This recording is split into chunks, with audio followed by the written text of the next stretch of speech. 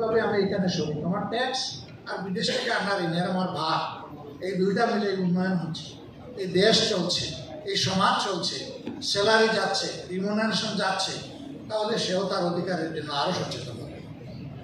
সুতরাং এইখানে আমাদের সকলের অধিকার সচেতন হতে হবে। নামাজের সময় হয়ে যাওয়ার কারণে আমি কথা বাড়াবো। আপনাদের উদ্যোগকে স্বাগত জানাই। সবাই বলেছেন, আমিও বলি সবার সাথে কখনো একটা বিচিত্র উদ্যোগ আপনারা নিয়েছেন, যেটা এর আগে কেউ নেই, এবং আপনারা একটা বিচিত্র অবস্থানে আছেন। পরিকল্পনাবিদ, কিন্তু পরিকল্পনা কমিশনে আপনাদের সামান্য কোনো জায়গা নেই। ওখানকার আঙ্গিনায়ও আপনাদের জন্য একটা পোস্ট দেওয়া হয়। তাহলে 7টা পাবলিক ইউনিভার্সিটিতে এই সাবজেক্ট পড়ানোর দরকার কি?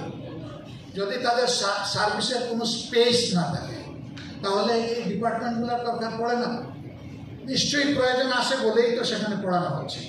তো প্রয়োজনের খাতিরে যেখানে প্রত্যেকটা মানুষের পিছনে ইনভেস্টমেন্ট হচ্ছে, রাষ্ট্রের জনগণের, তার পিতামাতা, সেখানে সেই ইনভেস্টমেন্টটাকে মূল্যায়ন করুন, তাদেরকে তাদের জায়গায় কাজ করতে দিন। নাম পরিকল্পনাবিদ, পরিকল্পনায় কোনো জায়গা নাই। তো পরিকল্পনা যেটা তৈরি হচ্ছে জনগণের জন্যে, আমার দৃষ্টিতে এটা হলো বাজার খরচের হিসাব নিকাশ।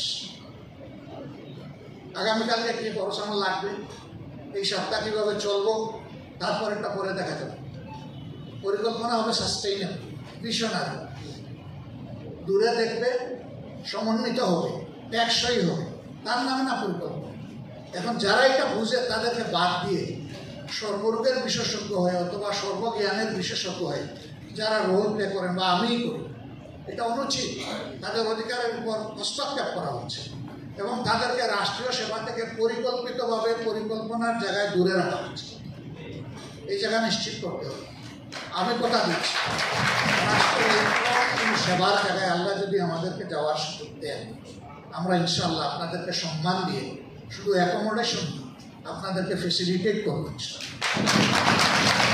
পরিবেশের মাটির জন্য, মানুষের বৈচিত্র্যের জন্য, পরিবেশের জায়গা আমাদের কম, অত্যন্ত নিখুঁত পরিকল্পনা আমাদের লাগে। যে এই জ্ঞান যাদের আছে তাদেরকে উপেক্ষা করে পরিকল্পনা তৈরি হবে, এটা তো বোকামি ছাড়া আছে।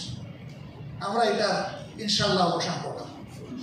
তবে আমরা শুধু অনুরোধ করব যে সেই ক্ষেত্রে আবারও বলি, দয়া করে আমি এবং আমরা সবাই আগে যেন দায়িত্বের ব্যাপারটা দেখি, আগে যেন অধিকারের ব্যাপারটা না দেখি। সবাইকে ধন্যবাদ। আসসালামু আলাইকুম।